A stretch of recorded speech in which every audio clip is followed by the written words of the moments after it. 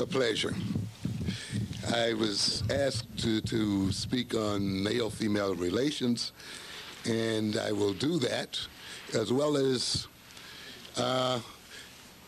deal with some other issues related to the survival and the advancement of the black community. I'd like also to invite you down in about 2 weeks to our new location. As the introducer indicated here, I am part owner of the Harlem Graphics Arts Center, a print center, copy center, center. We'll have quite a collection of books, both Afrocentric books and other general books. We are right at 125th Street, 5th Street near 7th Avenue.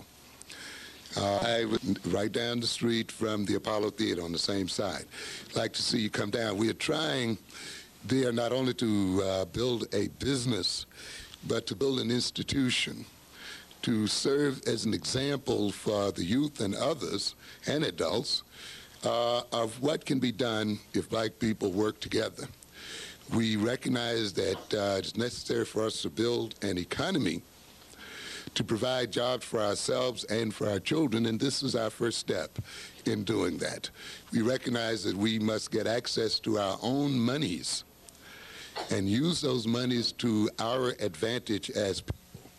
And that's what Harlem Graphic Arts is about. We will also give courses there that will provide education that is relevant to the black community as well.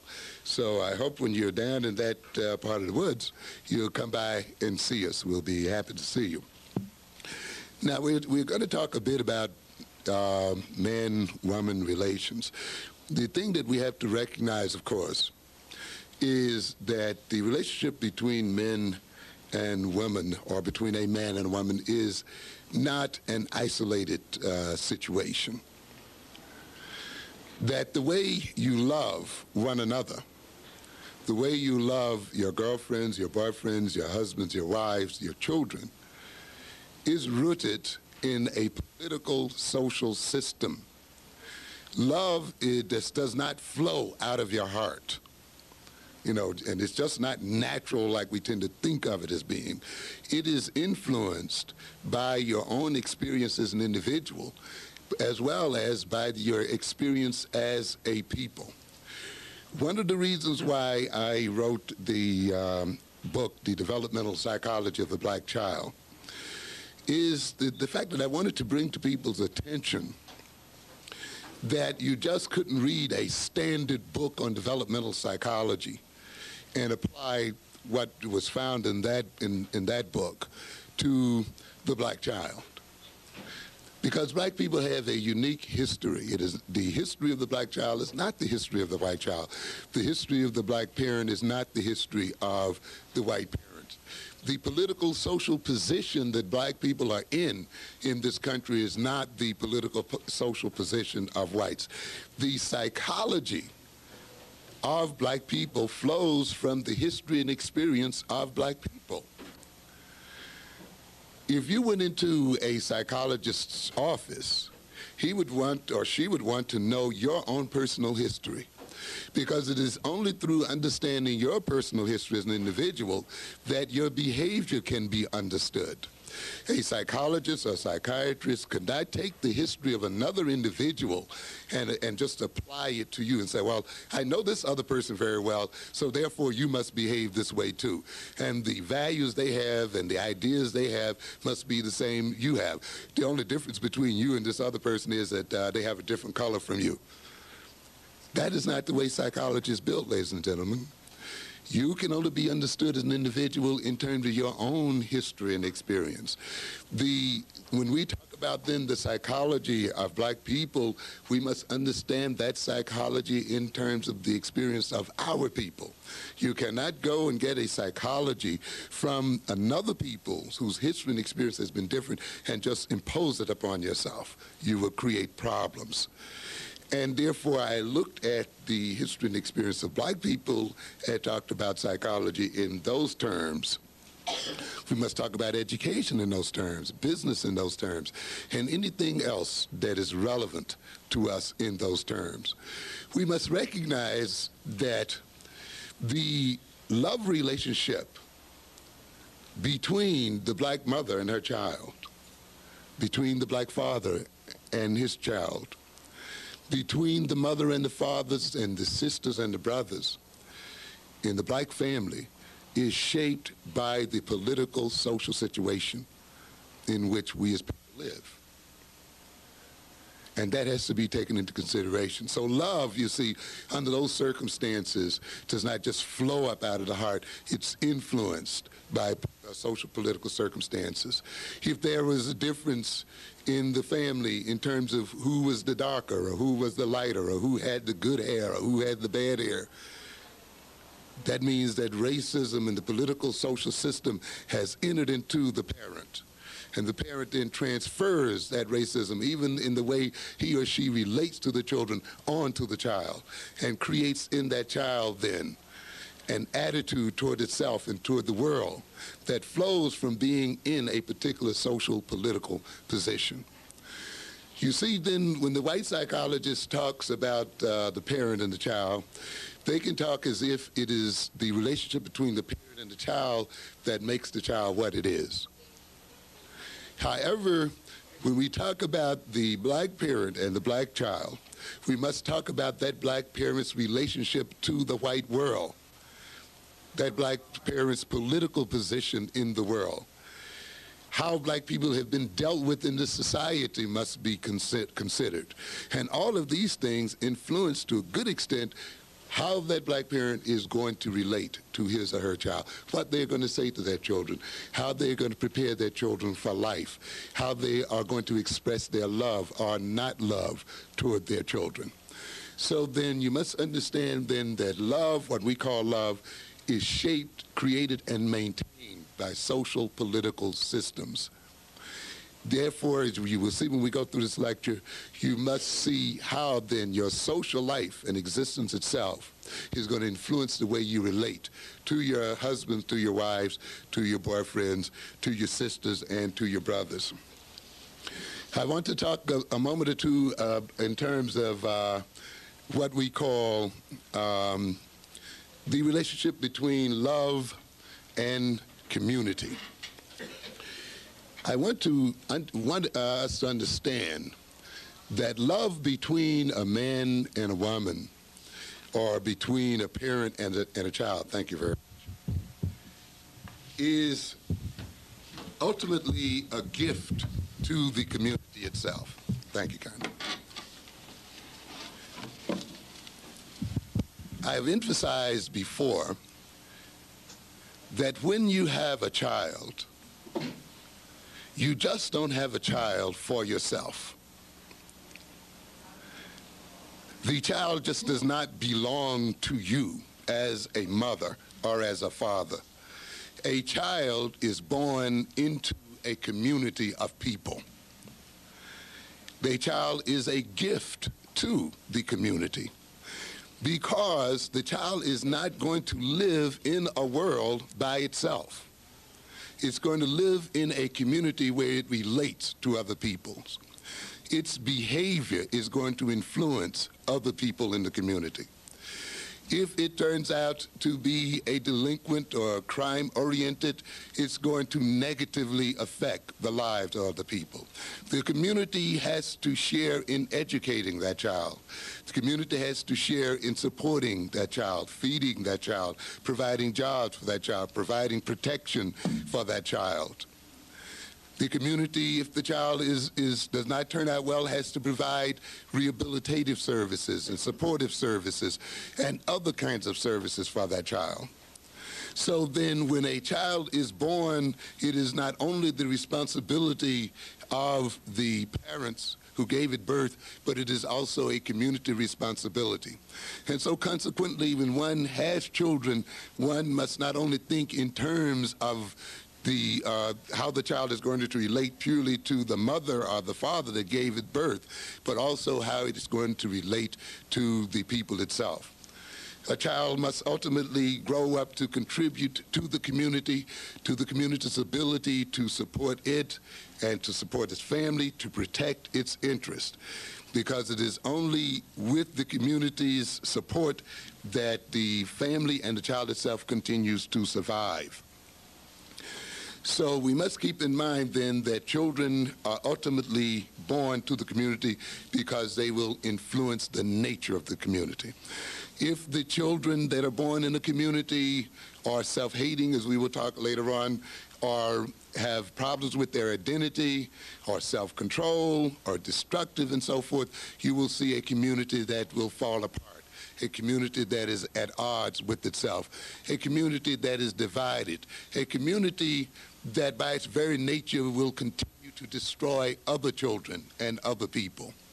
The greatest gift that a parent can give to a community is the gift of beautiful, healthy children, well-behaved children, children who know themselves, who have a firm identity, and so forth, children who are able to love healthily and love in a righteous type of manner. So in a sense, you may not be great, or you may not be famous, or you whatever, but we all have the potential of being good parents. And that is a major contribution to the advancement of a community and to its survival. I say that also to say that love is a gift to the community as well. How well you love yourself as an individual. The sins of the first generation are visited now until the 14th generation. Often it will take sometimes 3 and 4 or more generations for a family to live out the hate between a mother and a father. The children get it, their children get it, their children's children get it, and it can go right on before it's finally worked through. The children's reactions to poor love relations between mothers and fathers can lead to their own personal problems, their own interpersonal problems with other people as well. Those problems sweep out into the community. Children suffering from a feeling of a lack of love from their own parents may then deal with that by becoming delinquent in their behavior, by not reaching their own potentials, by not functioning in schools the way they should, by themselves getting into trouble, by themselves becoming impregnated at a too early age, and so forth. And this in itself affects community services, community resources, the kind of community that the individual lives in. So when we love as men and women, as sisters and brothers, this love also is rooted in community and is necessary for community functioning. Love, romantic love or whatever love, is not a selfish undertaking. And it should not be perceived as something just between you and your partner. It moves beyond that. It's going to influence more people than just you and your partner. It's going to influence the community itself. And consequently, then, the community has a right to concern itself with the so-called nature of love.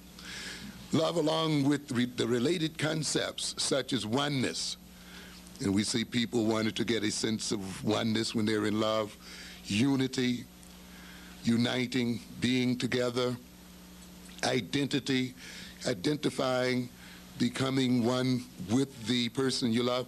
It becomes interesting. We talk about love in terms of blood relations. And yet the person you marry is really not your blood relation in actuality. But yet somehow that love, if it's right, becomes as strong or sometimes even stronger than blood relations, you see. So because love tends, as we see it in this culture, to unite and bring about identity between two or more people that goes beyond their biological relatedness, that often is stronger than their biological relatedness. Love, along with commitment, caring and sharing, belonging, relatedness, commonality, having things in common, is that which creates a community. is that which supports a community and maintains a community. So then the thing that keeps a community together is, of course, the nature of love that inheres in its families and between its families.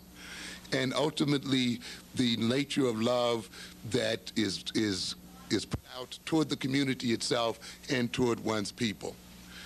And all of this influences the nature of romantic love. When you want to destroy a community, when you want to destroy a people, as we will talk a bit about later on, you destroy the nature of their romantic love, destroy their ability to love one another in a healthy sort of way. And we will see. When you see and you think about the problems we have as people and as individuals in loving each other romantically, you must recognize in good part that problem and those problems have been set up by a political social system. Because we shall see that love, the love that we have for one another, is the greatest threat to the people who rule over us. And it is necessary for those people who rule over us and who rule over African people the world over, if those people are to stay in power, they must destroy our ability to love each other in a healthy sort of way. This is why, even if you're concerned with your individual love for your boyfriend or your husband, you cannot separate that love from what is going on in the world, politically and socially, because the nature of that love is defined by the political, social circumstances. And if you can't understand why you have problems in your love relations, perhaps a good part of it is because you have not taken time to understand the nature of the political, social situation in which you live, because you have been made to think that your love is merely the concern of you and your partner and not rooted in what is going on in the world. Love is a part of the world you live in. The community ultimately defines love anyway. You see, many of us are raised in this culture, and we've been raised to think love is something just natural and just flows out of living. I'm speaking now particularly of romantic love. But actually, you have to learn how to love. Love is taught to you. You teenagers, you're being taught what love is. How are you taught that? You're taught it by listening to these records all the time. And you hear your idols singing about love. You make me feel so good. I can't eat. I can't sleep. I can't live without you. And then what do the people say? I must be in love. You see? And, I can't go on. Here's my heart. Don't break it. You see, my life has no meaning, and all of these kinds of things. And you read what? Poetry. And of course, many of you in this age now where you're writing from the city of love and from the street of this and so forth. I've forgotten my old rhymes when I was a kid. We all wrote those things. You look at TV and you see Dallas and you see Knots Landing and you see show after show after show. And you think you're just looking at entertainment, but actually they're teaching you what love is, or what love is about, how you're supposed to feel when you're in love, you see. If you feel this way, if you can't eat and you can't get him off your mind, if you dream about him all the time, if shivers run up your spine when you see him and all that, that means you're in love. In a sense, if there was no one around to tell you that, you wouldn't feel it. You wouldn't feel love. Now, romantic love, believe it or not, is only, in this culture, about 200 or 300 years old. Prior to, say, the 1700s, people didn't marry for love. In fact, they saw love, what we call love, as a terrible basis for marriage. They fought against it.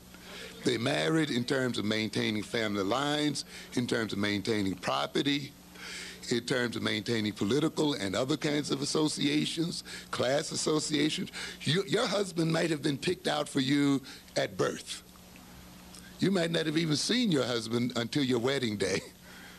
you would not have had anything to say about who your husband or your wife was. That would have been the result of negotiation between your parents, between your whole clan and your family.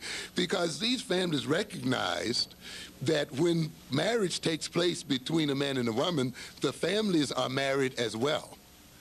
That you don't marry just an individual, you marry into a family, you see. And consequently, it was the family that came first in determining marriage and marital relations. Now, this sounds very harsh to us today because we've been brought up with this other concept of marriage, that is, you marry who you love. But we can trace the history of marriage based on romantic love. And it, to a great extent, was built on novels and poems, came out of the courts of Europe to a very great extent, which is the reason why we still use kind of the word courting. Many of those people had nothing to do all day but develop rules about how you used to court and how you deal with the man and a woman and so forth. And eventually that worked its way down into the society. Poets started writing poems about love and emotion, and eventually the average person started picking it up. As the society changed toward industrialization and so forth, and as families began to break up, where aunts and uncles and 3 and 4 generations no longer lived in the same household, then people started making their own individual choices about who they would marry and so forth. And often those choices started being made in terms of emotions and feelings. We have found out in this culture, though, that merely marrying someone because you love them does not guarantee the unity of the marriage hardly any more than the other forms of marrying people as well. But the point then I'm trying to make here then is this, that even the community you live in defines what love is and teaches you to love in one way or the other. So even in that sense, love is community, and it is a part of community. To a good extent, some of the problems that we have in this country and in our communities is a result of the wrong definition of what love is, where the community has come to accept a concept of love that works against its interest. When people are getting married because they are in love, and yet half of those marriages are more fall apart, and the other half of those are living in conflict and hostility, then it must make you think that there is something wrong in the way we define love in this system and in our community. It means then there is a time, perhaps, for the community to redefine what love is and what love is about. It is in your interest as young people that the community teaches you a new form of romantic love and loving one another. Why? Because it will enhance your ability to stay with the man you love and to stay with the woman you love, to keep your children with you in your family, to develop healthy people and to develop a healthy community. So your interest, even as young people, should be in how your community defines what love is. Not only should you listen to these records or just dance to these records, you should take out some time and think about what kind of love is this record projecting? Is this a kind of love that is ultimately going to be productive for me and my boyfriend, for me and my husband, for me and my children? And you may find that some of these records you're listening to are really not in your best interest. While they're making you feel good and they're good for the party, when you look down the road, the way they're defining love and how a man should relate to a woman may ultimately destroy you and destroy your love relationship, the one that you want to keep so much. So then there is a very definite relationship between love and community. And the community itself has a very deep and abiding interest in what love is and how love should be defined and expressed. I want to indicate here then some things about the consequences of what we call the love instinct. Freud has a very interesting theory of what he calls the id. We won't go into detail there, but however, he sees the id as containing two major instincts, along with others. A love instinct, what he calls sometimes eros, and a death instinct, you see. And we'll see in a minute what he meant by that death instinct. And it's a very paradoxical kind of theory once you think of it, particularly about the death instinct, the idea that people also have an instinct that moves them toward death as well. But when you get a little chance for some heavy thinking, I think you might see it's not as paradoxical as it sounds. In a sense, we are born to die, and in a sense, we die from living. So death is almost a side effect of living. So they are kind of intrinsically related, one to the other. But love, let's look at the love instinct and how that instinct is expressed. Certainly, it's expressed sexually, and certainly it's expressed in terms of reproduction. So love and sexuality are closely related because they lead to the maintenance of the species and the reproduction of the species. Love involves the preservation of oneself. If you love yourself, you love your body, you love who you are, you love your family, you love your man, you love your woman, you love your community, you want to preserve those things. You want to see them grow and develop. And this is, of course, what the love instinct does. It not only, though, preserves the self, it preserves others. You want to preserve the people that you love. The love instinct expresses itself in procreation, in the giving of birth, in reproducing. This is how, of course, we maintain the life of the group itself. Love also is involved in growth, because life is about growth. It is about development. It is about transcendence. It is about enhancement. It is about fulfilling one's potential. The child, the little baby, is filled with potential. It is born a few inches long, but it has the potential to grow feet long, you see. It's born then at a certain level of mental activity, and yet there's a potential of great intellectual growth, social growth, psychological growth, and all types of growth. Love will permit this potential to express itself, to actualize itself. So you can see love is an enhancing element, a growth element, a developing element. Love then that exists in a community is the element that makes that community grow and develop and fulfill its potential. When a community is shrinking and falling into destruction, you can bet there is an absence of the right kind of love in that community. When it is falling in upon itself and the people are killing one another, hurting one another, or destroying one another, you can bet it is because the love instinct there has been misdirected or is not functioning in the way it should function. Love, of course, is geared towards survival, protection, and liberation, freeing people instead of restricting them. It moves toward discovery, goodness, and healing. Love is reconstructive. It repairs the individual. It rebuilds the individual and stimulates growth and development.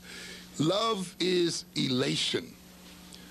I'm sure this is the side of love we hear most about, isn't it? Elation, euphoria, feeling good. Love has its own natural high, its own euphoria. When you're loved by your family, you love, and when you love your family, when your family has permitted you to grow and develop and fulfill your potential, when your community is concerned and cares about you and shares with you and you do the same with it, when you can sit down and not be afraid to walk the streets of your community, Not be afraid to speak and say hello to people on the streets of your community, when you can have a decent conversation without feeling you have to manipulate someone or someone manipulates you. There is a beauty and there is a euphoria about that kind of feeling. There is a tendency to smile and a tendency to be happy and a tendency to be free and a tendency to be honest and open. This is what love does when it operates well within a community itself. It takes you beyond yourself. That is, it is what we call transcends. It moves out beyond. You glow, and people pick up your glow. Your love becomes infectious, and people reflect it back on you, and you reflect it back on them. And therefore, you feel good. It feels wonderful to dance and to sing and to be even a little silly sometimes and to joke with them sometimes and to play with people that you love.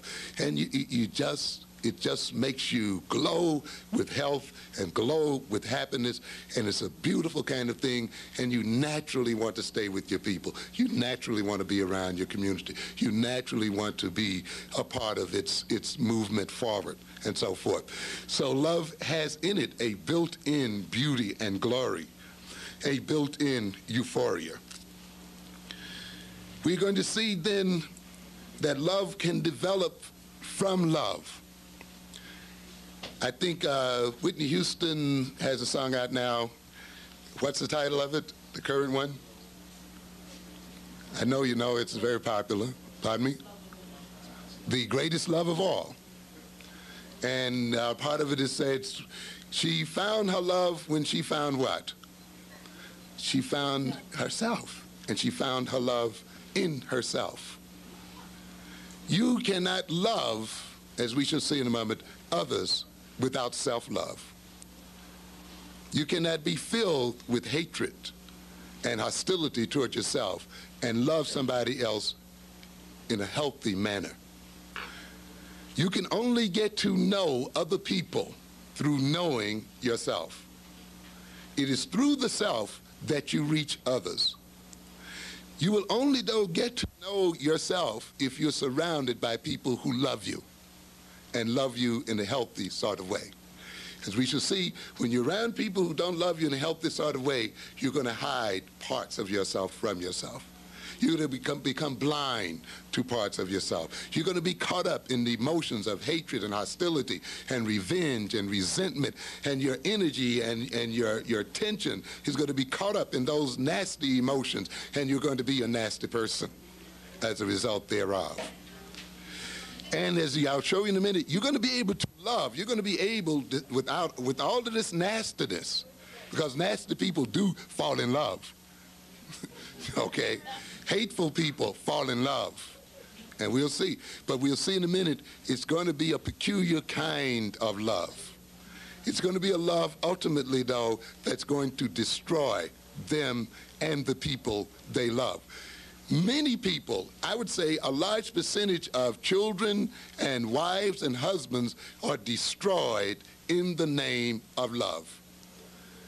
I'm doing this to you because I what? Love you. And yet when you look at what's being done, it's often projecting hate, but hate covered with a veneer of love. So then love that comes from love permits the self and other people to develop. Love that comes from love is liberating. Love that comes from love permits other people to develop their potential. We will see later on that love that comes from hate is love that's destructive, is love that restricts, is love that's possessive, is love that makes the other person a servant of oneself, is love that ultimately degrades other individuals, you see. So in a family, a child has to be raised with love and in a loving sort of way, so that when it loves, it then will create more lovely people and lovely children. Let's look a moment then at the hate instinct. We talked about the love instinct or the life instinct, and now let's look at the death instinct. And there is a death instinct within us. Freud talks about it as saying in man there's an inherent need or desire for him to return to his origins. We, of course, are people, our bodies are made of the earth. Some of you, of course, are familiar with the Bible verse, dust thou art, and to dust thou shalt return. And so he builds his philosophy to a degree by saying then, ultimately, the end point of life is a returning back to the earth itself. And of course, there are philosophical issues that this implies.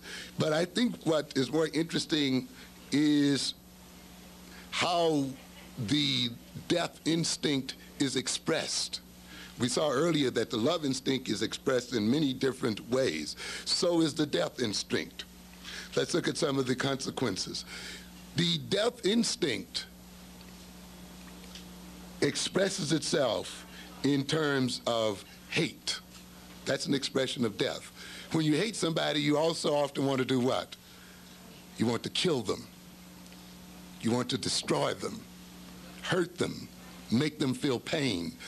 So death comes through you onto the other individual. You say, resentment is an expression of the death instinct.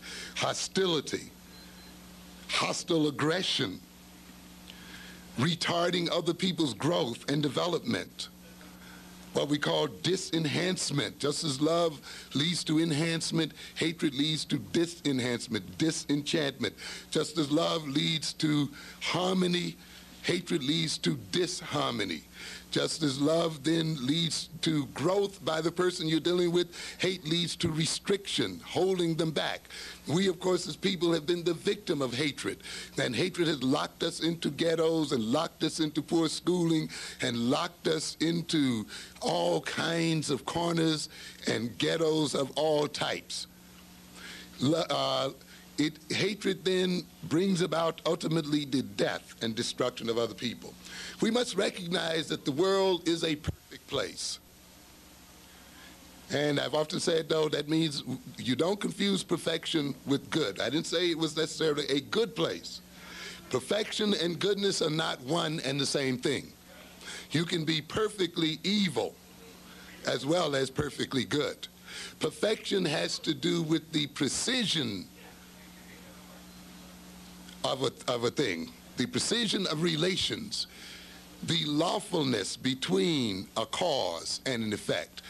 It talks about then, when you talk about perfection, you're saying surely this thing is always followed by that thing.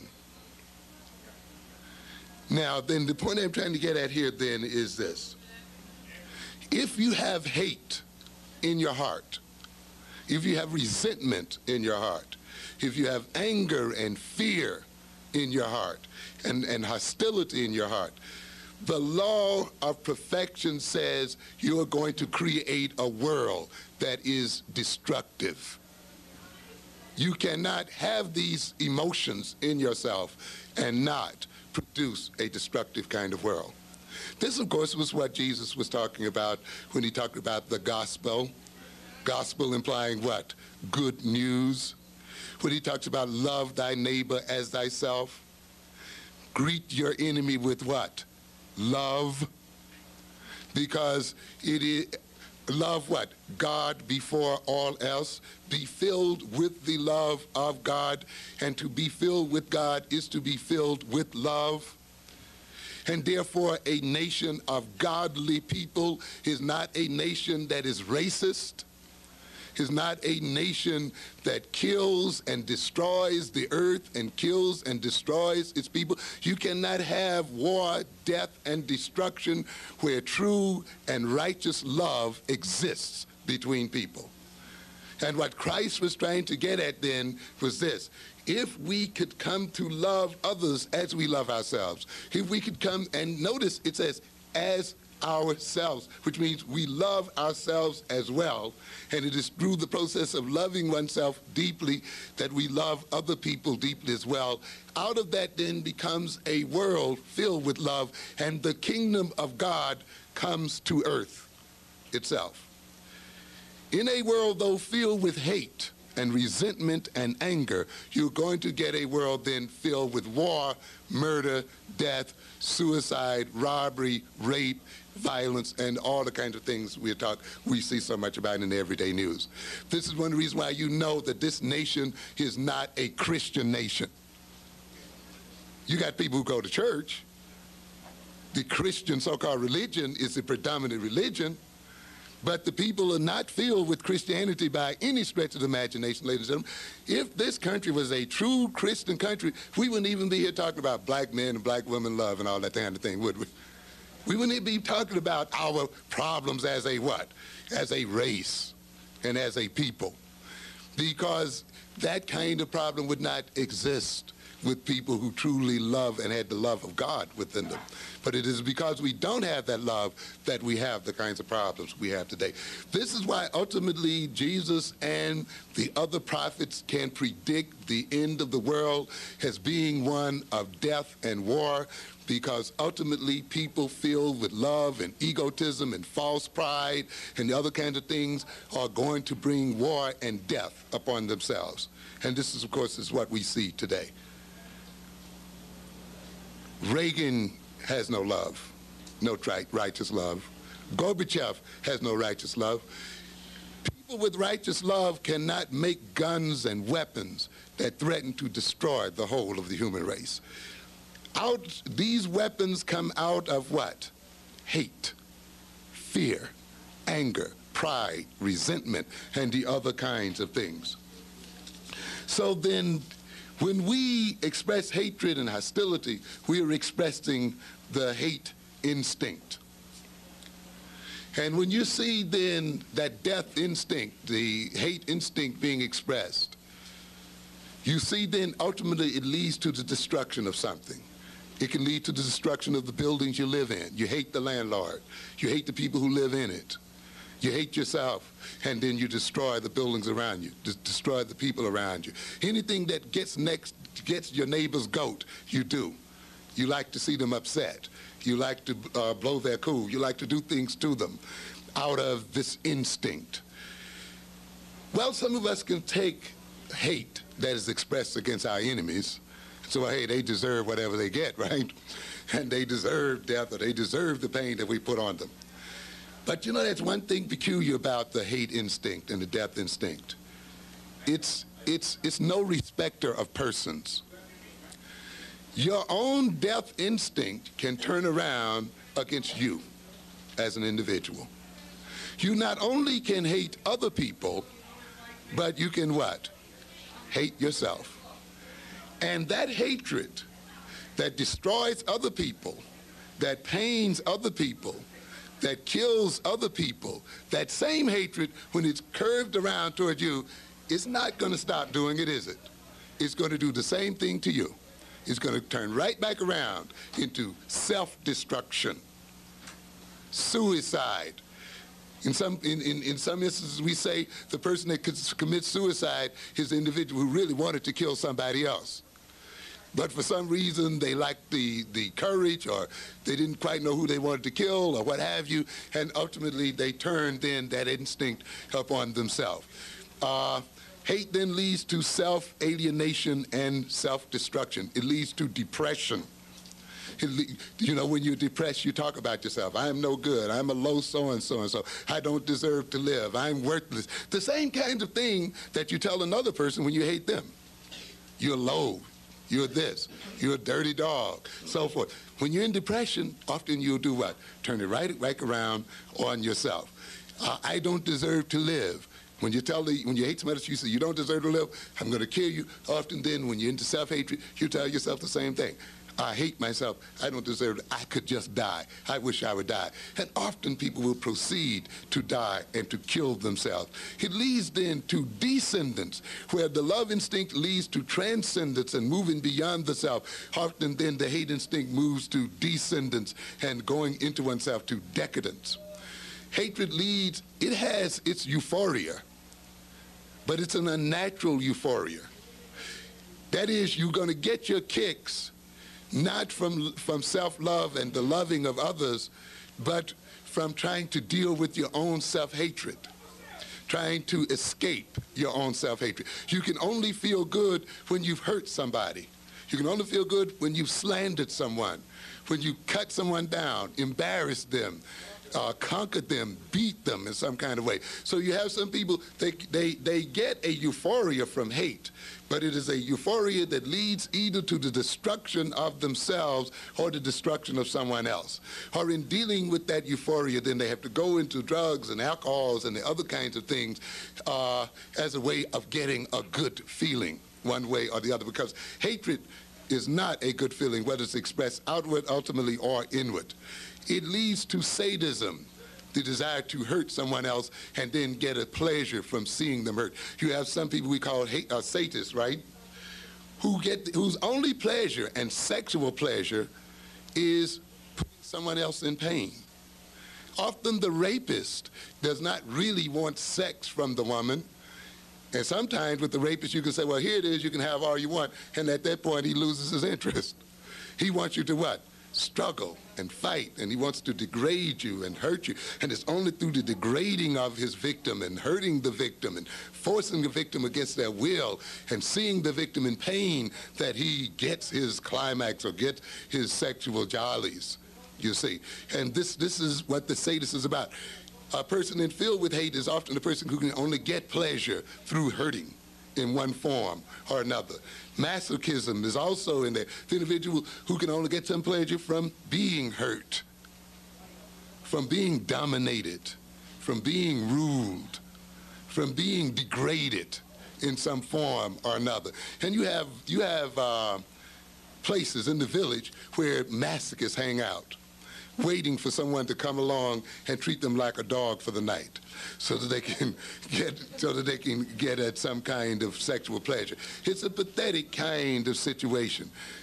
A lot of this hatred comes out, a lot of this pleasure comes from enslavement. Now let's look then at the kind of love, as we said earlier, that comes from hate. We said nasty people love. Oh, they get all these great feelings we talk about in the records. And they go for trying to hook into someone and get someone to love them only. And they experience this great love. But, ladies and gentlemen, it is not enough to love. The love must be based on the right foundation. One of the reasons why so many marriages are falling apart today, even though the people, when you see them on their wedding day, they say they're getting married because they love each other, is because they love each other for the wrong reason. It is not enough for you to have a feeling of love, to be caught up in the cuteness of some boy, or to be caught up in how sweet he is, or to be caught up in how you can't get him out of your mind, how he makes you feel, how his touch just makes you go off all over. It's not enough. That's not enough. You cannot base a family or long-term relationship on that kind of love. You cannot base having children on that kind of love, you see. You must stand back and look and see upon what kind of love, on what kind of roots that love is growing from. And you may note then that that love is growing out of hate, that love is growing out of resentment, that it's growing out of an unhealthy situation. And even though you have this great feeling and this great longing and this great need, those feelings and those longings and those needs will ultimately destroy the one you love and destroy the children that you claim to love. Because a love that flows out of hatred is a love that's ultimately selfish and self-centered. Is a love that ultimately does not give the other person humanity and does not recognize them as an individual. This kind of love is a love where you love yourself, but you can only love yourself at the expense of destroying the ones you love, only at reducing them in some form or another. Love that comes out of hate is a love where you're going to love somebody who maintains you in your self-destructiveness. What did we say earlier?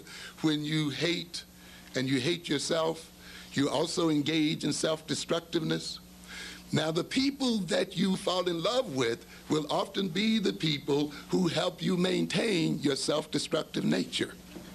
You love them because they help you what? Destroy yourself. Oh, I go with her because she's hip. You know, she smokes like me. You see? She shoots heroin like I do. I love her for that reason. I can't stand these straight people who don't smoke. I can't be around these people who don't shoot heroin. I can't be around these people, who don't like to fuss and fight and hate and drink and so forth. But I love this guy. They're real cool people because they support. Your friends are often your worst enemies because often you pick them because they do not confront you with truth. They do not confront you with your reality. They help to maintain you in your own self-deception. They don't say, hey, you're wrong. You're destroying yourself. It's terrible. Often we get rid of those people.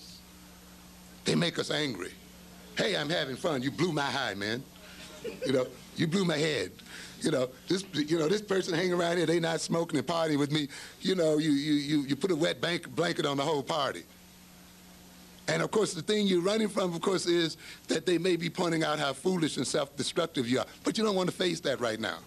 So what do? You move toward people who support this. So the self-hating person falls in love, surely, and experiences love, surely.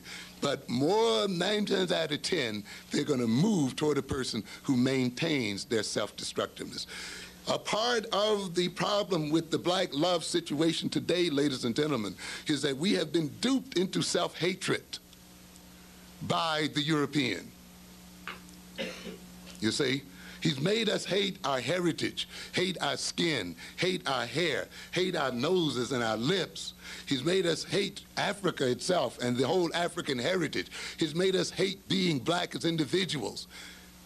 So consequently, we're going to love somebody who doesn't remind us of who we are and what we are, you see. And we move then in our love toward people who can help us what? Escape from that which we hate. And that's why we will often love our enemies if those enemies can take us away from ourselves. That's why we love our overeating. We love our over-sexing ourselves. We love our drugs. Anything that does what? Takes us away from our situation, we love it. And you will see, ladies and gentlemen, when you're in an oppressed situation, your world must be reversed. The European is 10% of the world's population, but yet rules over the other 90%. Europeans have no real natural resources or whatever, real natural wealth in their land, but yet they are the richest people on earth. Japan has no natural resources, whatever, but yet it is seen as a powerful nation. These nations can only achieve that by maintaining the other 90% of the world in a state of deception, in a state of craziness and madness. That's the only way it can be done. You can only be robbed when you're deceived and you don't know what to do with the wealth that you have. And this is the community we have here today. The black community here, if we looked at it as a nation, would be the 10th or 9th richest nation on earth, but yet you call yourself poor. You don't want to educate your own children using your own money. You can't build your own schools and build your own universities and build your own nations. Not because you don't have money, but because the love you have makes you spend the money with your enemy.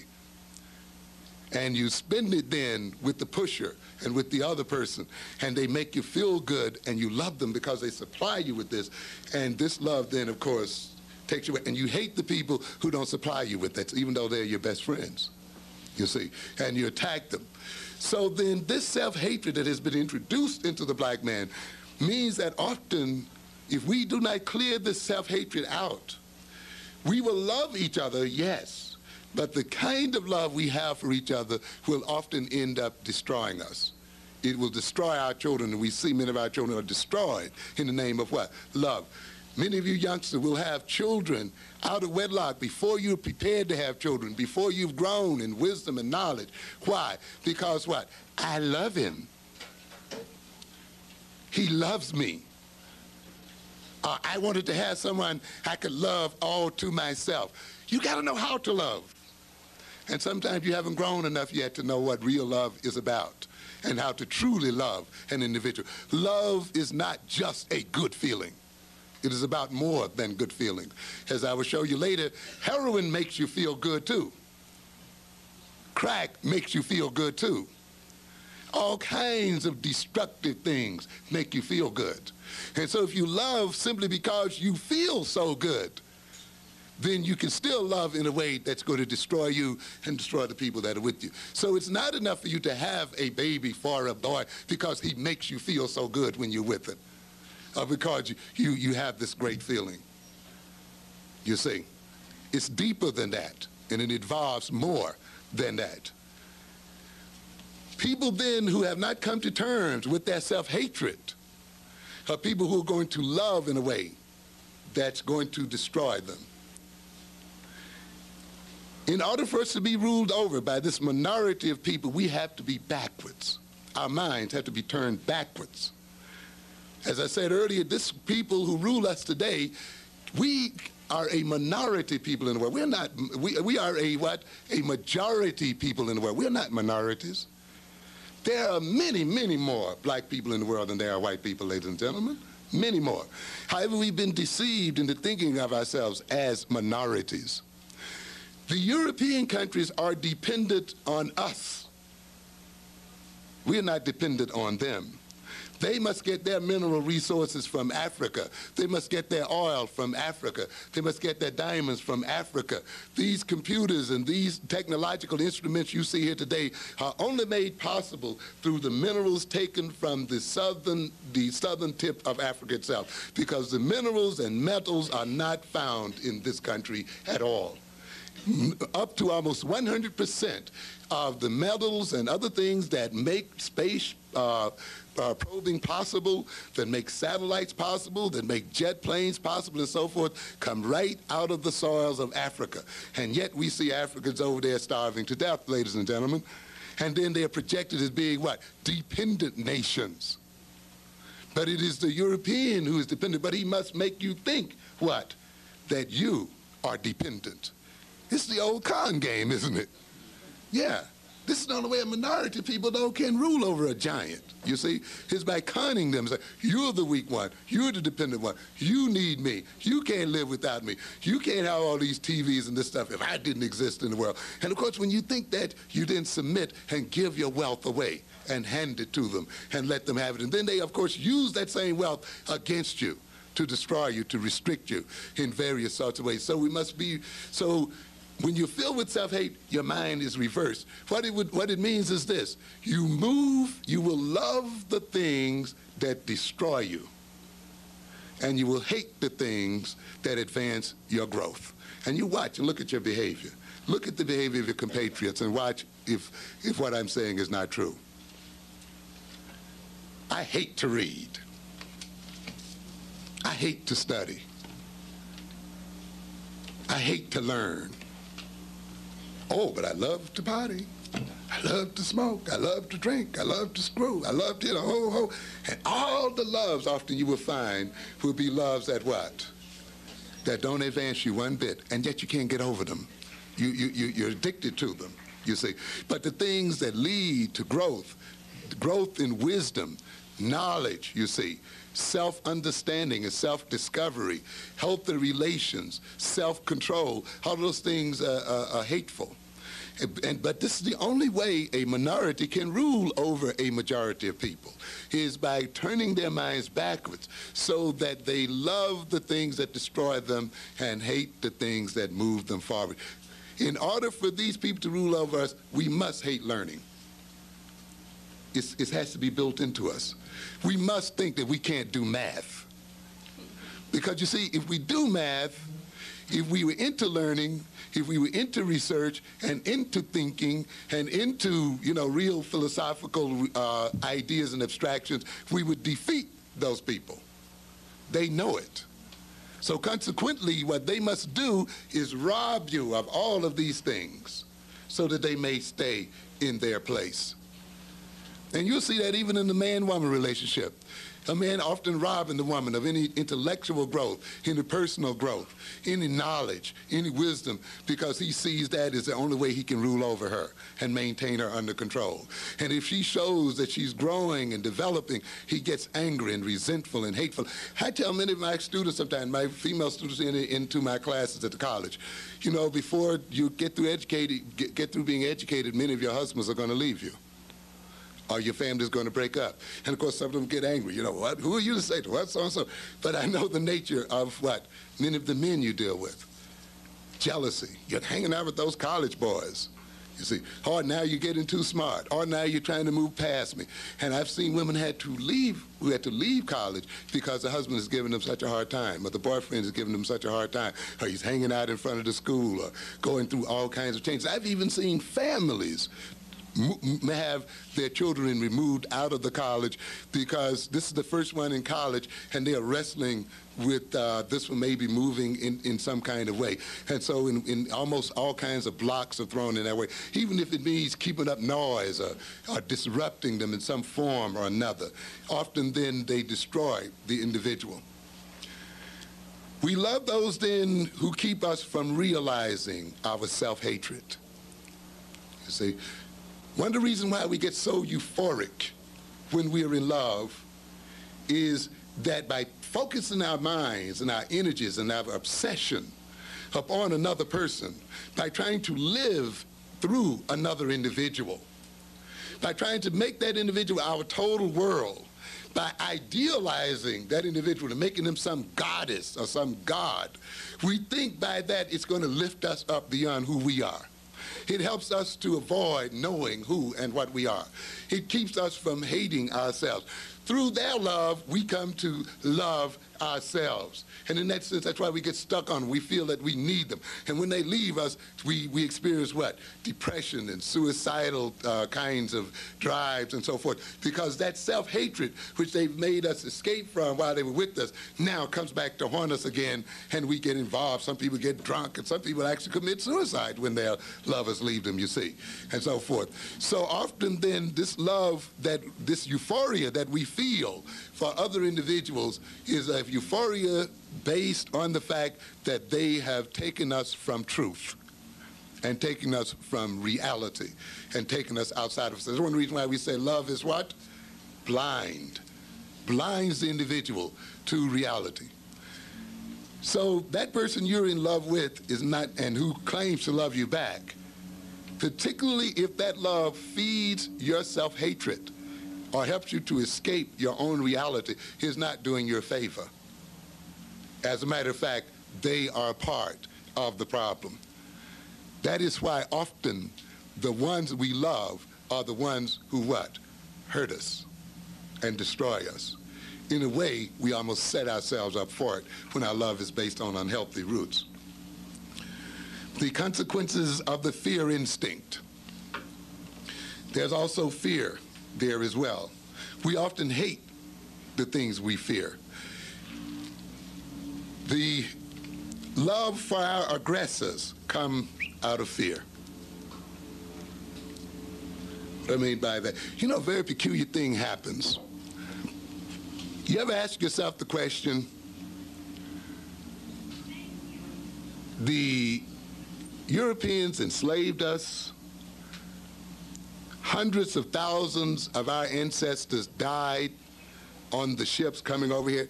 And some of you youngsters and others, when you have a chance to read about how the African was transported over to this country, if it doesn't fill you with hurt and tears, then of course I don't know, it's hard to describe what you would be. Take time and read this kind of situation where people had to go for weeks at a time with no headroom, with maybe about this much room between them and the floor where they could never stand up, where they laid down on the rough planks and the sea, as it moved the ship, rubbed the very skin and meat off their bones, where they had to lay in their own urination and their own defecation, where they were chained often to people who were dead next door to them and so forth. Look at that kind of thing. You see, many of us can only love our enemies because we haven't read it and we've forgotten. Many of us don't want to read it because it does fill us with anger and hatred and fear and so forth. Many of us avoid Black history because we try to avoid the fear and the anger and the bad feelings it's going to produce in us. But when we avoid it, it also means that we avoid knowing ourselves and who we are as a people. Of course, the slavery is another adventure. Jim Crowism, racial discrimination, all of this. Yet at the end of all of this, why is it that we want to marry these people? Why is it that we want to sleep with them and live with them and roll with them? Why is it that we just forget all of the things that they have done to our grandparents and our great-grandparents and the things they're doing to us right now and the things they're going to do to us in the future? You see, why do we do that, you see? Why do we want hair like them? Why do we want noses like them? Why do we want skin color like them? Why do we want to talk like them and walk like them and be like them after they have done all of this kind of stuff to us as a people? Why do we love them more than we love ourselves? Have you ever thought about that kind of issue? And yet this happens all the time. And it is a very standard thing in psychology. We call it love for the aggressor, identity with the aggressor, where one loves the one that persecutes them in an unhealthy sort of way and identifies with the person that persecutes them. This goes on in families. We don't have time to go into the psychological details of this, but this is a part of what Freud talked about when he talked about the Oedipus complex. That his theory is that the boy comes to be like his father because the boy hates his father. And it's a very interesting kind of concept there. He wants to get rid of his father. Then how does he come to be like his father, we say? Because if he comes out and actually tells his father how much he hates him, the father might do what? Destroy him, you see? He's dependent upon his father. He needs his father.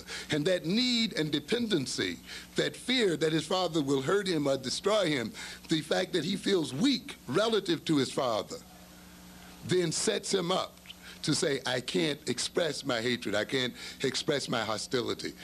And yet this hostility is tearing me apart. This hatred is tearing me apart. How can I get rid of it?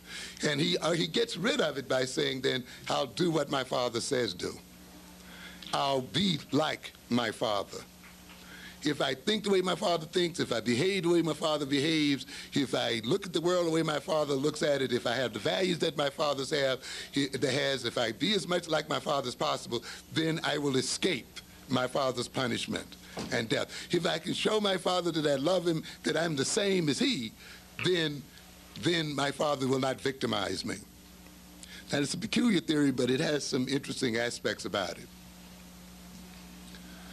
To a good extent, the relationship between African peoples and white people is a father-child relationship. We think of ourselves as weak, powerless against the white man. We see him as the source of gifts, the source of blessing. He gives us the jobs, he gives us the protection, he gives us the food, he provides the water, he provides the housing, he provides this, he provides that. You see? And we also think because we're weak, we cannot go directly against him to destroy him, even though he hurts us, even though he degrades us, even though he frustrates us, even though he enslaves us and discriminates against us. We still don't quite get up the drive to say, well, I'm going to destroy this person who degrades me and who is destroying me. Because we feel as if we need him in some kind of way, that we can't live without him. He also tells us that you suffer because you have a different color. You suffer because you have a different kind of shaped nose. You suffer because you have a different hair. You suffer because you come from Africa. You suffer because you don't look like me. And what do we go for then? We say, well, if I want to get out of this suffering, then I should be as much like him as possible. As a matter of fact, if I get so much like him where he can't tell the difference between me and himself, he won't punish me anymore. I will no longer be, what? A victim. So therefore, we are motivated then to come outside of ourselves, to move toward the person that is destroying us and victimizing ourselves, hoping that if we can get them to love us, and if we can show them how much we love them, and if we show them how much alike we can be, we can get them to not see us as colored. You know, look at me, don't look at me as a black person, look at me as a person. You know, to abstract us. In other words, in order for other people to love us, they must not see the blackness of our skins. They must see some kind of invisible abstraction before them.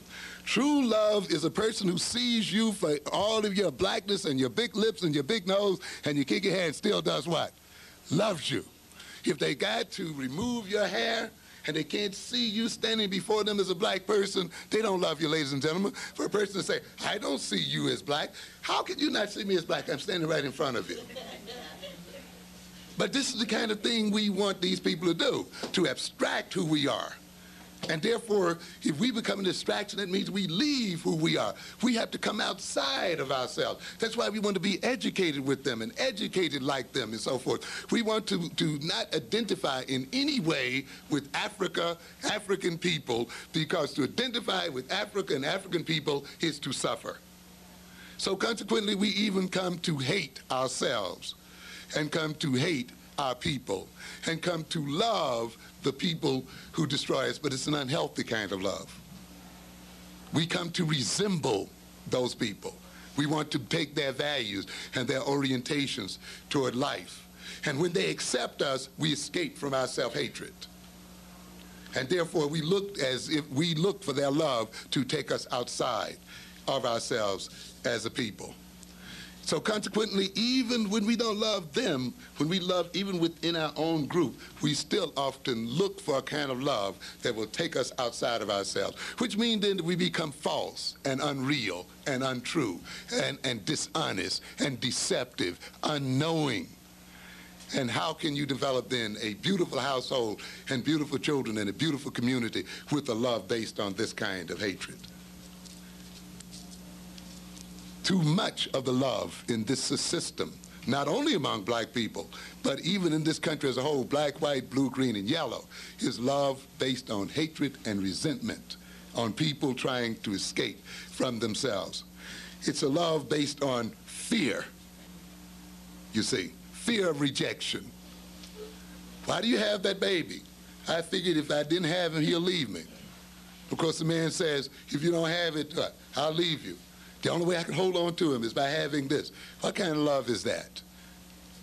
It's not a productive kind of love, and the problem is, it always what? It almost always fails. It doesn't work out. And you can see hundreds and hundreds of our people, our women and men, trying to hold on to love and hold on to a man and hold on to somebody by having children and families for them, even in marriage. You know, I figured if we have these children, this will bring us together. Big lie. Rarely does having children bring a man and a woman together. You got to be together on your own terms. You cannot put children in that kind of position where they are used to hold you and your man together. That's a misuse of the child. That's then a love that becomes destructive, you see. So it's a love developed out of fear. But people who are fearful love, but they love in a way where they make other people fear them. You see, if they feared, and the greatest thing that an oppressed person fears is really himself and self-knowledge and self-knowing. Because they're afraid when they look at themselves, they're not the big person they think they are. They're not the big hero they think they are. They're not the smart guy they think they are. They're not the cutest guy they think they are. They're not God's gift to women and God's gift to the earth. They have many weaknesses and lacks in their own personality. But they don't want to face that, because if they face that, they figure other people will reject them. will not accept them for who they are. So they project a front upon the world, and they love people who help them support that kind of front. They're running away from anxiety, so their life is built around avoidance. But in order for them to maintain your love, they must make you fear losing their love. So you live in fear of them. Oh, if I don't do this, he'll leave me. If I don't do this, he'll hurt me. And as long as he got you anxious about whether he leave you or whether he's going to reject you or whether he's going to pay you any attention, and you're caught up and build your life around that, it keeps you from seeing who this person really is. It keeps you from seeing his real weaknesses. It keeps you from seeing the emptiness of his life, you see. And therefore, he loves you to the degree that you're blind to who and what he is, and to the degree that you also cannot bring forth and let him see what he is about. And therefore, these fearful people love too, but they love only by injecting fear into the ones they love. They terrorize their wives, they terrorize their children, they terrorize their neighborhoods, and they just terrorize people in general. People have a fear of suffering. A great part of the problems in this world is a fear of suffering. You know, we've grown a generation of people here who feel like there's something constitutionally wrong with suffering, you know? And I guess that may be this movement from the country to the city. You see, if you're born in the country like I, you learn how to suffer and bear it. You know, to get up at 4 o'clock in the morning before sunrise, and whether you feel like it or not, and get out there and do what has to be done, whether you feel like it or not, to solve your problems, to sit down and study, to do your work, whether you like it or not. Your liking it or not has nothing to do with it. But we got a generation here that says, if I don't like it, I have no right to do it. I have a right to be happy all the time. There should not be any suffering in my life at all. That's crazy and it's stupid. And people who try to escape suffering and try to escape pain, because it is through pain and suffering that often you come to know yourself, and you come to grow, and you get strength, and you get character, and you know how to commit yourself to something and do something. But if you get caught up where you're going to escape all kinds of suffering, you're going to lead yourself into destruction, you see. Then you want to stay what? High all the time. You want to stay coked up and doped up and smoked up and liquored up and sexed up and all the other kind of ups, you see. But in the end, it keeps you out of school, it keeps you from learning, it keeps you from growing, it blinds you to yourself, it destroys your families. You got to steal from them, you got to rob somebody, you got to mug somebody, you got to leave your children starving on the floor, you got to leave your wife and the whole bit because you can't stand what? Suffering.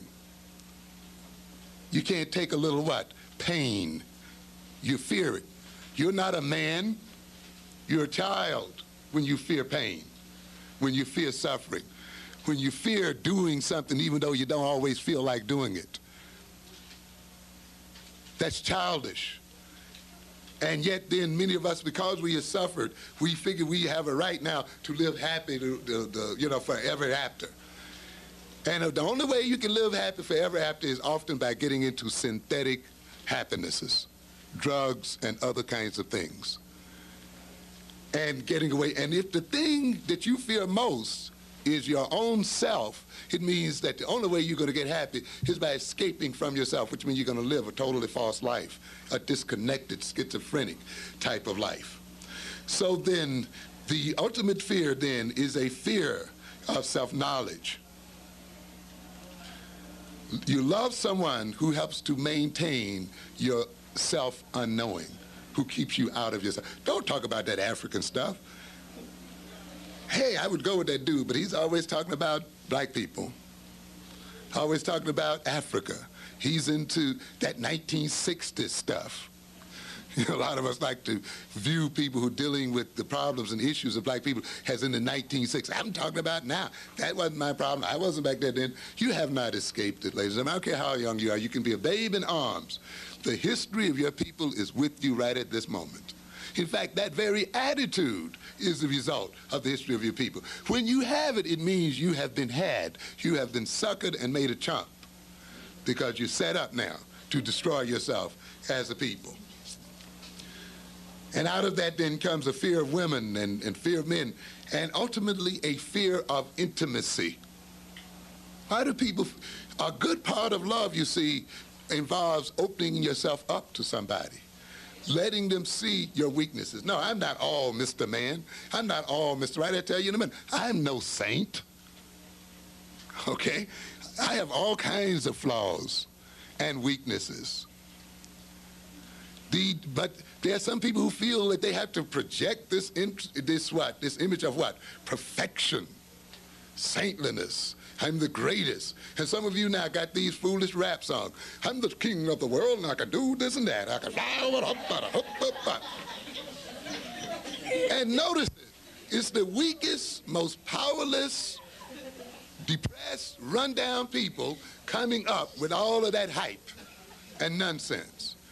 And instead of actually being what they're saying, they're just ready to hear the bumps and the knocks and get off on that. And so that very hype, instead of motivating you to move forward and do something, is the very thing that maintains you right into, and listen to the lyrics, you know, I'm Superman, and I'm the super lover, and and look at all the use often that's in it. You know, I'm going to do the girls, and I'm going to do the boy, and I can kick this and do that. And watch it. It's filled with unproductive kinds of behavior. But at the same time, it hypes people up, you see, in some kind of way. And at some of our concerts, we've seen people even fighting and struggling with each other at the very concerts where this kind of thing is happening. Even though I'll grant you, many of the rap lyrics do have positive things. So I'm making a generalization here, and I listen to the rap. Some of the rap is very good, and it's an excellent medium for getting across some good messages as well. So I'm not condemning the rappers. I'm condemning the kind of rap, though, that creates false pride and takes you outside of yourself and outside of your reality and keeps you outside of it. Because some of you, those radios have grown to your ears. You can't get rid of it. Look at what Nakasone said about us the other day. The reason why America is behind, what, is because of the presence of blacks, Puerto Ricans, and Mexicans. And women don't, when I'm on TV, don't remember what I say. They only remember the color of my tie. These are the people, though, that you keep in business, and watch the arrogance come out of them. Still seeing us like what? Dogs and children. Hardly any of you with these radios can go to a black dealership and buy it. But yet you support Japan. You support it in every kind of way. And the premier of Japan shows you the contempt that he has for you. You give your money to every other group but yourself. You can't spend in your own grocery stores and your own supermarket and your own places, and then you complain about how the people treat you bad. But how can you be respected when you take your money and instead of spending it with your own people and supporting your own families and building your own economics and hiring your own children and making the system for yourself, how can you be respected? The people can see that you're a fool right along with that. You indicate what a fool you are. And then you want to be a fool, and yet you want somebody to act like you're not. They're doing you a service when they tell you that you're a fool. Nakasone it did people a service, because hopefully it woke some of us up to recognize that these Japanese don't think any more about us than these whites think about us. They're willing to take our money and willing to drive you crazy with this music that we listen to day in and day out that we can't live without. But at the same time, they don't think a damn thing about you. And what we want from them, an apology. No, don't worry about the apology. Think about what the thing says, you see. And this is the kind of love that, yet we love that radio. We love Panasonic. We love Sony. We love Mitsubishi. We love Japanese cars. Anything Japanese, we want it. And yet you don't even see the Japanese going crazy with that music, but driving other people crazy. And we love it so much until we don't say, hey, man, since you're selling us all these radios, why don't you give a dealership to black people so we can at least make some money off of it? You see? No, we're too busy wrapped up in the music. Your black people make over 60% of the money in the music industry is made by black people. And what do you look at? You're wrapped up in the stars. But stars come and go. Some of them get one hit and they're gone. Some of them a year or two and they're gone. Who gets the money, though, forever? It's the lawyers and the promoters and the other people you don't see up front. That the star gets only a few pennies from each record. It's the company itself that gets the real dust. But we don't want to be those people because we're caught up in the star. We're caught up in the stage action. We're caught up in the video. You are giving billions of dollars away to another people that you can give to yourself and to your children. But because you're caught up in the music, and the music takes you outside of who you are and what you are then robbed, and you wonder why you can't make it in the world. You see, because we're hung up into what? Good feelings and fear. So then when people are raised in fear and hatred and self-hatred, their love based on that self-hatred is going to be a love that's ultimately destructive. It means then that we want to escape intimacy. And yet, intimacy is a major part of love. Exposing oneself to being hurt. You see, many people, I can't love because what? I'm going to be hurt. I can't stand it. I can't stand being hurt. So either I want love, or else if I do fall in love, as the song goes, when I fall in love, it will be forever. Right? That way I won't have to feel the pain if it leaves me. And so you drive a man crazy. You drive a woman crazy because even when they spit in your face, you still cling on and hold on. Because you say, oh, it's raining. You see, why? Because you're afraid that you don't have enough strength and power to survive and be on your own. So then, often then, you don't want to reveal yourself and open yourself up because you tend to think, if they really knew who I was, they wouldn't love me. You see, so then you cut yourself off and you love with a part of yourself. That leads to frigidity, that leads to impotence, that leads to unsatisfactory sexual relationships, that leads then to deception and dishonesty in your relationship with your boyfriend, in the relationship to your husband, in relationship to your wife, because you're afraid, and the man that says, well, if I let her know I'm weak, she'll take that weakness and manipulate me with it. Take advantage of me with it. And the woman says the same thing. So you have two people here who live in hypocrisy, one with the other. So consequently, we escape intimacy. These people then who love out of fear and hatred, then fear being self-revealing because it makes them vulnerable. They also fear commitment, which is another part of love. To commit oneself to another person, to commit yourself to their protection and to sharing with them and caring for them, to put your resources at their disposal, to struggle to make life better for them and yourself. But people who have self-doubt, people who have self-hatred, people who've been outside of themselves and therefore have not developed their talents, have problems with commitment. Because they want to appear often to be successful and powerful and great and filled with beauty and all this other kinds of stuff. And they feel if they make a commitment, then they will fail. They will be shown for what they really are.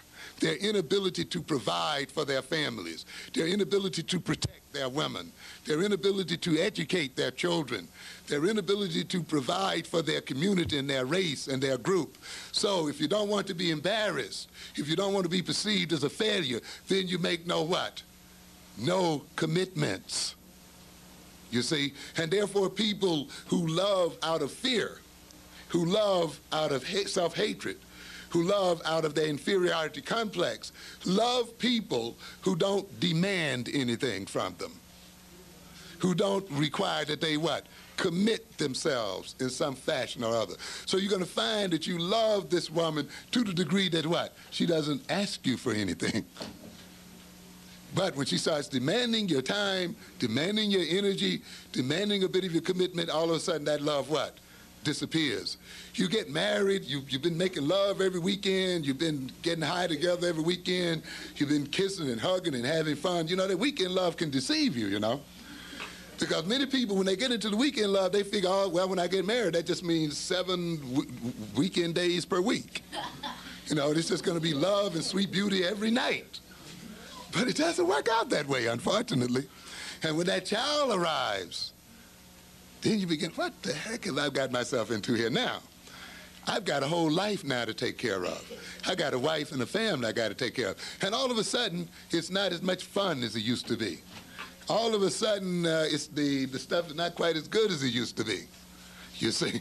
And you get a little bored with it, and you get a little tired of it. And the woman starts asking, when are you going to get a job? When are you going to feed the baby and bring some diapers here and move to a better place? And you start hating her for that, you see. And you think she's unfair. And you want to beat her sometimes, or leave her, or do something else. And sometimes you desert her. Because now your weekend love has turned into reality. Because now you're forced to make a commitment, and now you're forced up against the reality of yourself because you have to question, can I do it? Do I have the talent? Do I have the abilities? Do I have the education? Do I have the drive? Do I have the ability to take the suffering and go through with it like a man? Or is it that I've been so much in love because it didn't require any commitment on my part? I've been so high all the time. I've been having so much fun, I didn't take time to develop these kinds of things. Now the woman tricked me. She brought me into this. Now I hate her for it. The children are out after me, you see. And this is the kind of love then that comes from fear. And this is one of the reasons why we then hate intimacy, because often, many times, even your woman or man doesn't want you to be intimate because their love depends upon their idealization of you. Oh, you're the greatest. I've never had it like this before. It's the greatest I've ever had in my life, you know. And oh, we're going to be so happy. And here's this young muscular man, and I'm going to have this body to myself every night, and all of this. You know, we're caught up in all of these fantasies, you see. And he's caught up in this fantasy, his own fantasies again. Oh, I'm going to have this at home waiting for me, cooking dinner, taking care of my children while I tip out and get a few more pieces somewhere else. However, I'll still, you know, I'll still make it. She's not going to complain too much because, you know, if I love her right and everything, she'll like that, you know. You know, all these kind of fantasies that we put in to each other's heads, you see. But then when you're faced with the children and the family, you're faced then with yourself and who you really are. But what I'm saying here too is often the person with you doesn't want to see who you really are because they're getting such a great thrill from who they imagine you are. We often then fall in love with love, you see. We fall in love with the feeling. Hey, don't spoil this thing with reality, man, please. You know, so even when the person is really acting out and showing you what kind of a nasty, selfish, self-centered individual they are, you sit there and decide not to see it. Or you say, well, with enough love, I'll change him. A woman's greatest mistake. You are not going to change a man. You can have all the kind of love, and often because you had wrong love anyway, but you can have all the kind of love, women, that you think you have for a man. Do not deceive yourself. It is very, very difficult to change a man. And to think that you're going to change a man after you get married to them is to wallow in deep self-deception. If he's not halfway right or three-fourths right before you get hooked up, leave the man alone, I'm telling you. Leave. Cut it out. If you cannot make him what he should be before you get committed and before you have the children, watch out. When you have the children, it's going to be too late. But often, because you feel so good, you give yourself these lies. Oh, with enough love, with understanding, we are going to communicate with each other and all that kind of stuff. And it doesn't happen. It doesn't get around to it. And to a good extent, then, the woman ends up getting what she deserves. Because often her friends, her parents, her elders, other people are telling her all the time, the guy's no good, using you. But what do you do with that friend? Curse him out. Mind your own business. You know, and the whole bit, you're just jealous. You know, and we rationalize it in all kinds of ways. And consequently then, we want to act surprised and disappointed when the truth finally comes through. And then we want to leave. Sometimes we want to hurt the children. Well, nobody cares about me. Why should I care about somebody else? And often this is done in reference to the children. You look at the children and you see your husband or the man who left you, and you hate them for it. and you project into them their hatred. Or you sit around them and you talk about how evil and terrible men are, and you make the boys not want to be men, and you make the girls grow up hating men, tricking men, playing games on them, because they've heard sitting at your knee all the things you've had to say about them, how you've projected yourself as Miss Victim, and the man is Mr. Monster. You see, these games that people play. So you cannot if you truly love a person, you cannot maintain that person in their illusion. True love means you have to be truthful as well to the individual. And I'll wrap it up here shortly.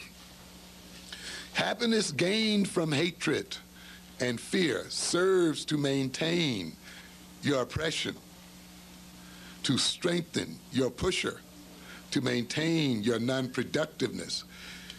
You see, a lot of us, we want to be happy, but we view happiness as a feeling.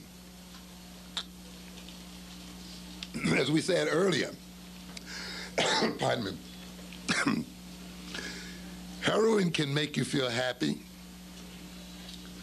Crack can make you feel happy for a while. Smoke and dope can make you feel happy. Overeating can make you feel happy. Alcohol can make you feel happy. And to do these things, you have to hate yourself. To sit and watch yourself become enslaved to a drug, to watch yourself become degraded where you have to sell your body in order to get a few seconds high, to go through beggary, to have to rob, to have to steal in order to get a moment of what you call happiness, to take a man's abuse, to take his degradation, to get what you call a few moments of happiness, means ultimately then that you are serving that person. You enrich the pusher. You enrich the people that oppress you. You give false pride to that man. When he misuses you and you put up with it, he grows in his pride and grows away from himself. He gains power through your own destruction and putting you down. It makes you unproductive as an individual. You get caught up then in trying to get this feeling. This often happens to our people as a people. We are so much, and we want to be loved by these Europeans so badly until we forget to spend the money with ourselves. A part of getting them to love us is that we must spend the money. Let me go in here and buy this $500 suit and show them white folk that I can spend like they do. You know, and let me go down here at Macy's and let me go whatever, you know, go to this shop, you know, prove something to these people. And they see I'm not like the rest of them niggas out there. You see, when you need their love, you see, in that sense, because it comes out of you hating yourself, you have to take them your money. You see, you have to work for them, and whatever you produce has to be given back to them as a people. Basketball players, football players making millions of dollars have to end up giving it back to the other people, cannot give it to their own. You have to spend it with the other people because you want them to be nice. And they grin at you and pat you on your butt or talk about you in a very snide sort of way, at the same time reaching for your dollars. And later on, they're like Nakasona, they talk about you like a dog, and you wonder why. You get no respect. But love that grows out and happiness that is based on self-hatred is only a happiness that can lead to the strengthening of other individuals. It's time for us to have an Africa car, ladies and gentlemen.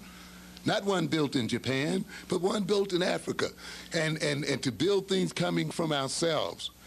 But we think happiness is buying from some white person, buying some white house, buying into some white community, going to some white school. That's happiness for us. When you define, and because what? I feel good. Oh, they don't treat me like I'm colored. You know, I forget about I'm black when I'm around them. I just feel so good. But see, when I'm around my own, I'm reminded that I'm black, so I don't really want to be around them, you see. So it means what? You take all of your talent, all of your resources, and everything then has to be given to the people. And of course, they see, well, look at these fools. They're just giving us our money. You go on the picket line and you fall before buses and force your children into their arms. And they tell you, we don't want to be bothered with your children. We don't want to educate your children. It is to our advantage that they stay stupid and ignorant. Oh, take them anyhow. I'll be happy if they're there. So happiness leads to this kind of stuff. Happiness, too, may be rooted in hatred and fear. And often the kind of happiness we move toward is a happiness that takes us from ourselves. When happiness becomes an exclusive goal, when happiness is defined as only a feeling, you see, just feeling good, you see, and not looked at in terms of where it comes from, that happiness is going to be the source of your destruction. Many of us have been destroyed because we have this feel-good definition of happiness. I talked to one man one day. He says, well, I live in a white neighborhood. My children play with my children. What should I do? And someone in the audience said, move. You know, go to a place where they will be. Oh, no, I have the right to live wherever I feel, and so forth. And I said, well, isn't it interesting that the white man can feel like he has all kinds of rights in the world, and it doesn't necessitate him living with black people at all. He doesn't feel like he's been deprived of a thing for not living with black people. He doesn't feel like he's deprived of a thing for not spending money with black people. He doesn't feel like he's been deprived of a thing for not sending his children in black schools. But we are the ones who feel deprived. You see, we feel deprived if we can't live with them. We feel deprived if we can't spend our money with them, you see. We feel deprived if our children are not in school with them, you see. We would be happy when this can happen, which means that we give them our children, we give them our money, we give everything to them, and means and ultimately that we cannot give our children anything. And then when they have to rob and steal and filch and carry on, we wonder what's wrong with them. It is not what's wrong with the children, ladies and gentlemen. It is what's wrong with us as black adults that set these children up for this. Because we are looking for a happiness that is bound, if it's based on fear and self-hatred, to destroy our children. And we'll justify it by saying we love them and we want them to get the best, which often ends up what? The other way around. I got it in here. One other thing, marriage. Marriage is an opportunity for self-growth. It's an opportunity for self-discovery, you see. Having children is also an opportunity for further maturing of your personality, for further personality development. Because, of course, if you work honestly in your marriage, you work honestly in your love relationship, it helps you to see who and what you are. If you have a good, honest relationship with another person, that person serves as a mirror to help you see the real you. And in seeing the real you, you correct the flaws and you correct the weaknesses and you deal with the weaknesses and so forth. So if the other person is understanding and not condemning, if the other person is not over-idealizing you and needs to make you some great hero or some god or goddess, it then will give you a chance then to grow. If they accept you for who you are, with the idea, though, that their acceptance means that you will continue to grow and develop, you see, then they're providing a real, natural, and healthy kind of love for you. Marriage and having children provides that kind of opportunity. If the people are not afraid, if they're not hiding things, if they're not filled with self-hatred and hostility, if they want to be honest with each other and open with each other, then they will grow in strength and power and love, and their families will grow beautifully and wonderfully. When you have children, often they make you reflect back upon your own childhood. Often we use our children to correct the things that happen to us as children.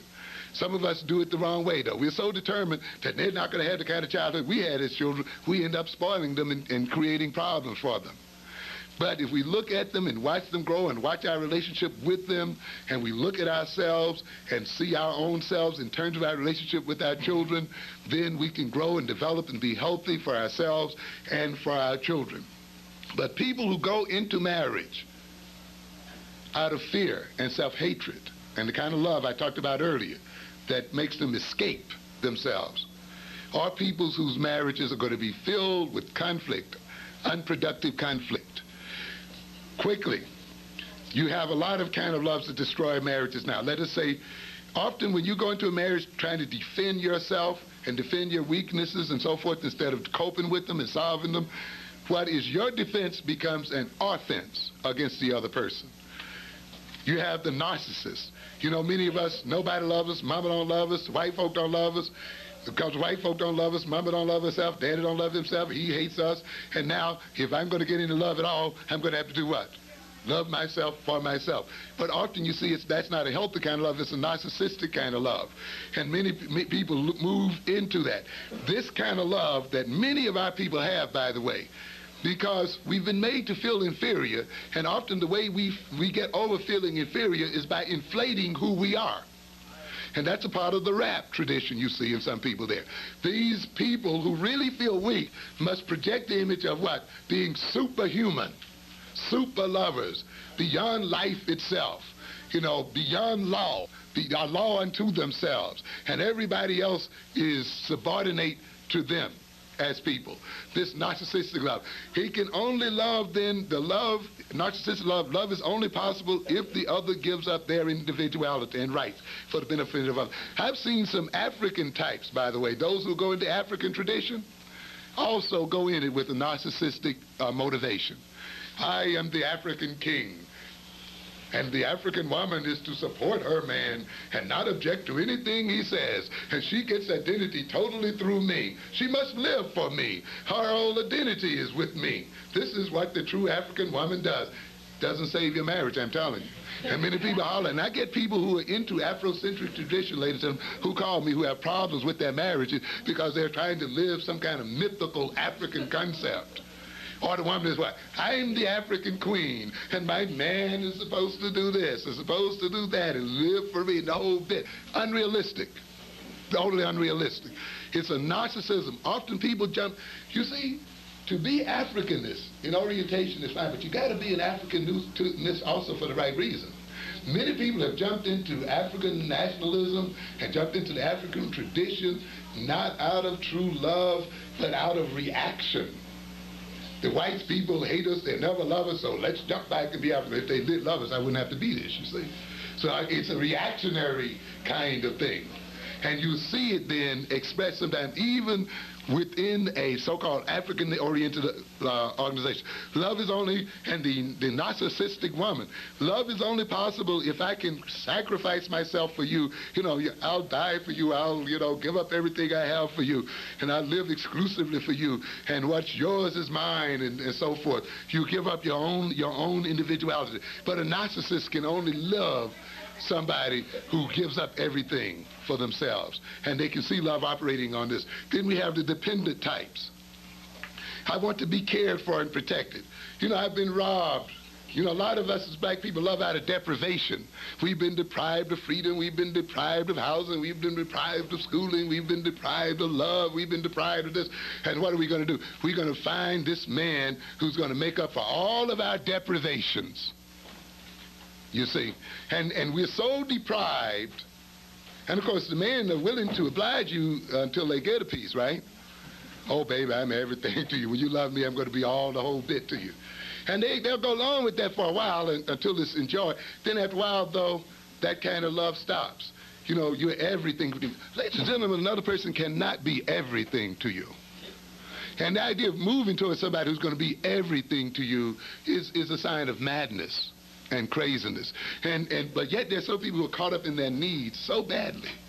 They have so many strong needs till the only thing they can think about is what they need. Now, the other person is only supposed to bow to what they need. You don't love me unless you supply what I need. You should be happy to what? Serve me. That's the way the narcissist is, you know. You should be happy to even be hooked up with me. You shouldn't ask for anything else. You know? And then some of us think that way. Oh, man, if I could only just hang out with him and love him, I'd be happy. I want to ask for nothing else. It's crazy, but you will ask for something else in here. I want to be cared for. So many of us want to become children again, and many black women get into this thing. You know, I want some man that can permit me to be like the white woman, because that image is, you know, she's cared for her husband, protected the white man, have all that. So I want this kind of man, but at least unrealistic kind of things, you know. You must recognize your man is in bondage. He's got struggles on his hand. He is not going to supply you like a white man supplies his woman, because his economic, social, and political reality is not that of a white man. And for you to hold those images, those old Dallas images in your head, and even those Bill Cosby images in your head, and even these other images in your head are often going to mislead you. Look at what is real and deal with what is real. We have that dependent type. It's the consumer type. I'm afraid to be a man. I'm afraid to be a woman, a father or a mother. So I need a mother and I need a father. So instead of you marrying a man and sharing equal with, you want to marry your daddy in disguise. Or you want a mama in disguise. In one way or another. You want to be taken care of. You want a sugar daddy. You want to be a baby for the rest of your life. Consuming and buying to fill up for the emptiness in your life. And so forth. And then we have the master-slave love. Well, the white man dominates me and they rule over me. I'm going to be what? The boss in my house. And I'm going to, you know, often what happens, the slave turns over to try to enslave other people. And so if he can't enslave the white man, he feels like a slave to the white man, he'll make sure one thing, his wife is going to be a slave to him. And his children are going to be a slave to him. And nobody is going to have a right to rule over him or have anything to say. He who does not want to be dominated must dominate others. And he sees his wife as being independent, as having a mind of her own, as her attempt to dominate him, to rule him, to make him look bad. So often he can only love a slave, a dumb woman, or somebody who doesn't have, who he figures will not challenge him or see through his weaknesses. We have the phallic lover, you know, the Mr. Man. He's totally man. You see, he has no femininity in him whatsoever. You can love me to the extent, and I'll love you only to the extent that you make me feel that I'm a man. Very difficult. Ladies and gentlemen, much for your attention.